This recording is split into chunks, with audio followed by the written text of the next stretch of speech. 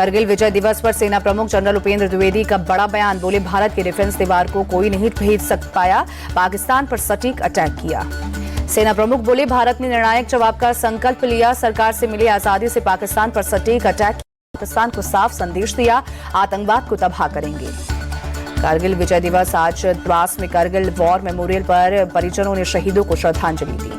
केंद्रीय मंत्री मनसुख मांडविया और संजय सेठ द्रास दौरे पर करगिल युद्ध में शहीद हुए सैनिकों को श्रद्धांजलि दी, पदयात्रा में भी शामिल हुए। करगिल विजय दिवस के 26 साल प्रधानमंत्री मोदी ने ट्वीट कर युद्ध में शहीद हुए जवानों को श्रद्धांजलि दी। राष्ट्रपति द्रौपदी मुर्मू ने करगिल युद्ध में शहीद हुए जवानों को श्रद्धांजलि दी। ट्वीट कर लिखा, मातृभूमि के लिए प्राण न्यौछावर करने वाले वीर सैनिकों को श्रद्धांजलि, उनका बलिदान हमेशा प्रेरित करता रहेगा। सीडीएस जनरल अनिल चौहान और तीनों सेना प्रमुख दिल्ली स्थित नेशनल वॉर मेमोरियल पहुंचे, करगिल युद्ध में शहीद सैनिकों को श्रद्धांजलि दी। करगिल विजय दिवस पर लखनऊ में कार्यक्रम, सीएम योगी हुए शामिल, शहीदों को श्रद्धांजलि दी। लद्दाख के उपराज्यपाल कविंद्र गुप्ता करगिल वॉर मेमोरियल पहुंचे, युद्ध में शहीद हुए सैनिकों को श्रद्धांजलि अर्पित की। करगिल विजय दिवस पर चंडीगढ़ में मैराथन का आयोजन, शहीद सैनिकों को दी श्रद्धांजलि, मैराथन में बड़ी संख्या में लोग शामिल। झालावाड़ स्कूल हादसे में मारे गए सभी 7 बच्चों का हुआ अंतिम संस्कार। कल जर्जर स्कूल की छत गिरने से हुआ था हादसा। पीड़ित परिजनों का फूटा गुस्सा, पुलिस पर पथराव किया, पुलिस की गाड़ियों में तोड़फोड़ भी की। झालावाड़ हादसे पर राजस्थान सरकार का एक्शन, 5 शिक्षकों को सस्पेंड किया गया। राज्य के मंत्री मदन दिलावर ने कहा, दोषियों के खिलाफ कड़ी कार्रवाई होगी। मृतक छात्रों के परिजनों को 10-10 लाख रुपए देगी राजस्थान सरकार। स्कूल की नई बिल्डिंग में मृतक छात्रों के नाम पर होंगे क्लास के कमरे। राजस्थान के सीएम भजनलाल शर्मा ने झालावाड़ हादसे की जांच के आदेश दिए, सुनिश्चित किया जाएगा कि ऐसी घटना दोबारा न हो। सीएम भजनलाल शर्मा ने जर्जर स्कूलों को लेकर अधिकारियों के साथ समीक्षा बैठक की, आंगनबाड़ी के मुद्दे पर भी चर्चा की। झालावाड़ स्कूल हादसे पर डीएम अजय सिंह राठौर का बयान, बोले, दोषियों के खिलाफ सख्त कार्रवाई होगी, जहां भी सुरक्षा में चूक हुई उस पर भी एक्शन लेंगे।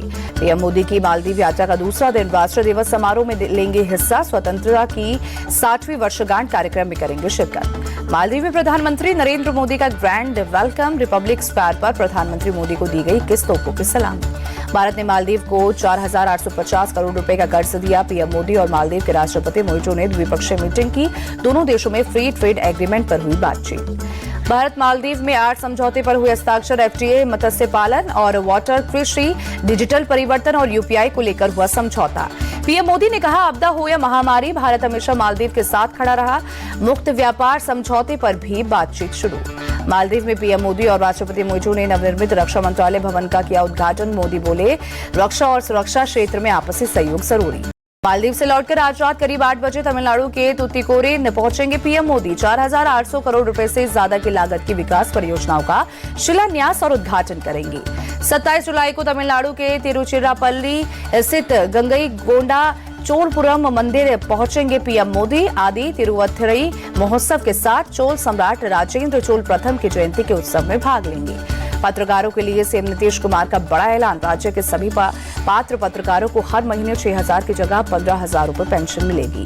बिहार में वोटर लिस्ट के स्पेशल इंटेंस रिवीजन की डेडलाइन पूरी। अब 1 अगस्त को वोटर लिस्ट का ड्राफ्ट जारी होगा। 1 सितंबर तक लोग इसमें करेक्शन करवा सकेंगे।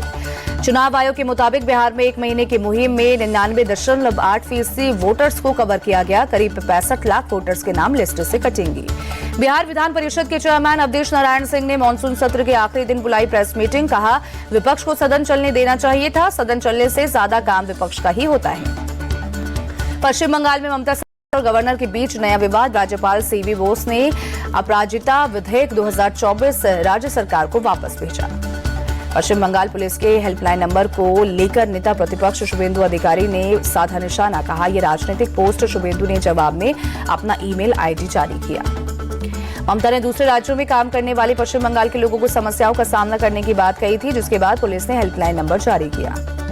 सेजाई बीआर गवई का बड़ा बयान, बोले, रिटायरमेंट के बाद कोई भी सरकारी पद स्वीकार नहीं करूंगा। सेवानिवृत्ति के बाद अधिकतर समय दारापुर, अमरावती और नागपुर में बिताऊंगा। लद्दाख के द्रास में स्थानीय तीरंदाजों से मिले केंद्रीय मंत्री मनसुख मांडविया, तीरंदाजों ने दिखाई अपनी निशानेबाजी। आगरा के बाद अब बिजनौर में भी धर्मांतरण का मामला, पुलिस ने आरिफ नाम के शख्स को किया गिरफ्तार। हिंदू लड़के का धर्म परिवर्तन कराने की फिराक में था।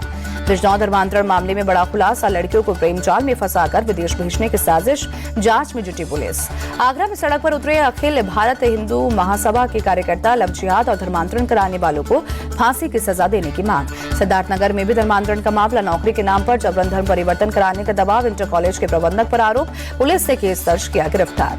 मेरठ में एक मुस्लिम युवक को कांवड़ ले जाना पड़ा भारी, पुलिस से जान बचाने की लगाई गुहार, आस पड़ोस के लोगों पर अभद्रता का लगाया आरोप। यूपी के गाजियाबाद में म्युनिसिपल ऑफिस में लगी आग, फायर ब्रिगेड की टीम ने आग पर काबू पाया, शॉर्ट सर्किट से लगी आग। यूपी के मुरादाबाद में मोहम्मद आमिर नाम का यूट्यूबर गिरफ्तार, गंदे भद्दे और भड़काऊ कंटेंट बनाकर अपने यूट्यूब चैनल पर डालता था आरोपी।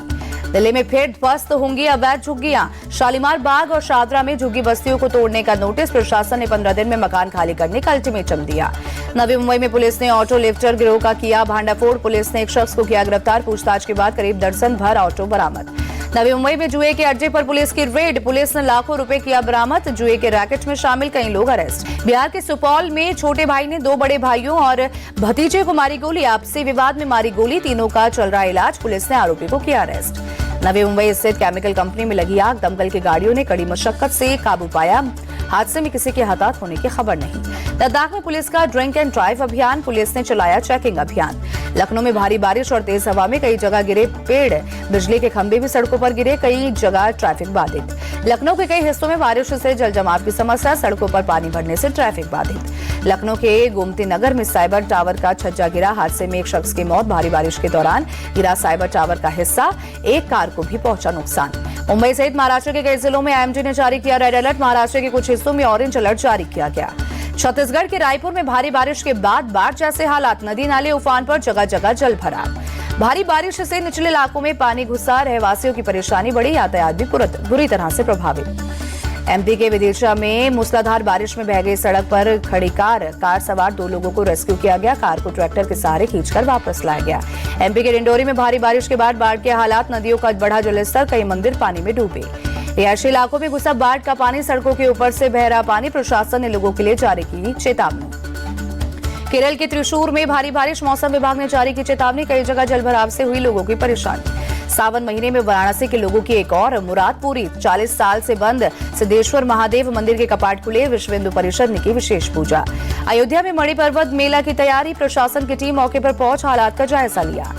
जम्मू कश्मीर के पुंछ में श्री बूढ़ा अमरनाथ यात्रा से पहले निकाली गई त्रिशूल यात्रा, त्रिशूल को यात्रा मैदान में स्थापित किया गया, भारी संख्या में भक्त यात्रा में हुए शामिल। बजाज स्कूटर चेतक का रोक सकता है प्रोडक्शन, कंपनी ने रेयर अर्थ मैग्नेट खत्म होने की कही बात, रेयर अर्थ मैग्नेट ईवी की मोटर का जरूरी पार्ट। इंटेल इस साल 24,000 कर्मचारियों की करेगी छटनी, कंपनी ने कॉस्ट कटिंग और रिस्ट्रक्चरिंग के चलते लिया फैसला, बड़ी परियोजनाओं पर भी लगाई रोक। इंडसइंड बैंक के chief HR officer Zubin Mody ने दिया इस्तीफा, पिछले 20 साल से बैंक के साथ जुड़े थे। अफकॉन से इंफ्रास्ट्रक्चर के शेयर होल्डर्स को तोहफा, 2.5 रुपए प्रति इक्विटी शेयर के डिविडेंड को मंजूरी। फ्री ट्रेड डील के बाद अब ब्रिटेन में बचेगा भारत का टंका, मेड इन इंडिया प्रोडक्ट्स खरीदेंगे अंग्रेज, कटहल से लेकर बासमती चावल तक भेजे जाएंगे परदेश। थाईलैंड कंबोडिया के बीच युद्ध जारी, भारतीय दूतावास ने कंबोडिया में रह रहे भारतीयों के लिए एडवाइजरी जारी की, सीमावर्ती इलाकों में ट्रैवल न करने की सलाह, इमरजेंसी नंबर भी जारी। मैनचेस्टर में चौथे टेस्ट में इंग्लैंड का पलड़ा भारी, पहली पारी में 7 विकेट खोकर 544 रन बनाए, भारत से 186 रन आगे। बेन स्टोक्स और लियम जॉनसन क्रीज पर, बेन स्टोक्स 77 और लियम जॉनसन 21 रन बनाकर नाबाद लौटे। जो रूट ने लगाया टेस्ट करियर का 38वां शतक, 248 गेंदों में खेली 150 रन की पारी। टेस्ट क्रिकेट में जो रूट का बड़ा कारनामा, सबसे ज्यादा रनों के मामले में तीसरे पायदान पर बनाई जगह, दक्षिण अफ्रीका के जैक कैलिस को पछाड़ा। टेस्ट क्रिकेट में सबसे ज्यादा शतक लगाने वाले बल्लेबाजों की लिस्ट में संगकारा के साथ संयुक्त रूप से चौथे बल्लेबाज बने रूट, संगकारा के नाम भी दर्ज है 38 शतक। टेस्ट में दूसरे सबसे ज्यादा 50 लगाने वाले बल्लेबाज बने इंग्लैंड के जो रूट, वेस्टइंडीज के शिवनारायण चंद्रपॉल को पीछे छोड़ा, सबसे ज्यादा 50+ स्कोर के मामले में रूट ने पॉन्टिंग को भी पछाड़ा। जो रूट ने मैनचेस्टर के ओल्ड ट्रैफर्ड मैदान पर 1000 रन पूरे कर लिए हैं, ऐसा करने वाले दुनिया के पहले बल्लेबाज बने जो रूट। मैच के तीसरे दिन इंग्लैंड की ओर से ओली पोप ने बनाए 71 रन, हैरी ब्रूक ने 3 रन और जेम्स स्मिथ ने बनाए 9 रन। भारत की ओर से रविंद्र जडेजा और वॉशिंगटन सुंदर ने झटके 2-2 विकेट, जसप्रीत बुमराह, अंशुल कंबोज और मोहम्मद सिराज को 1-1 विकेट मिला। टीम इंडिया ने पहली पारी में बनाए थे 358 रन, 5 मैचों की टेस्ट सीरीज में 2-1 से आगे है इंग्लैंड। भारतीय टीम के लिए ये मुकाबला करो या मरो बन चुका है, अगर टीम इंडिया हारी तो इंग्लैंड सीरीज अपने नाम कर लेगा। दिल्ली में चल रहे हुंडई इंडिया कॉच्योर वीक के तीसरे दिन पहले शो के फैशन डिजाइनर अमित अग्रवाल के कलेक्शन का रहा जलवा। डिजाइन में गहरे रंग के साथ मेटेलिक टच देखने को मिला। अमित अग्रवाल ने इस शानदार कलेक्शन को तैयार करने में 4 से 6 महीनों का लगा वक्त। उन्होंने पारंपरिक एक कट को आधुनिक डिजाइनों में बदला। हुंडई इंडिया कॉच्योर वीक के दूसरे शो में फैशन डिजाइनर फाल्गुनी श्रेन पिकॉक ने वेडिंग और रॉयल कलेक्शन को शोकेस किया। वेडिंग कलेक्शन में शिमर फर और व्हाइट पिंक कलर्स की दिखी झलक। हुंडई इंडिया कॉच्योर वीक के तीसरे दिन अभिनेता अक्षय कुमार आकर्षण का केंद्र रहे। फाल्गुनी श्रेन पिकॉक की इंडो वेस्टर्न कलेक्शन के साथ रैंप पर उतरे। अक्षय कुमार ने कहा, फाल्गुनी श्रेन पिकॉक ने भारत को विश्व स्तर पर गौरवान्वित किया है। वो उनके तैयार किए हुए आउटफिट में काफी रॉयल महसूस कर रहे हैं।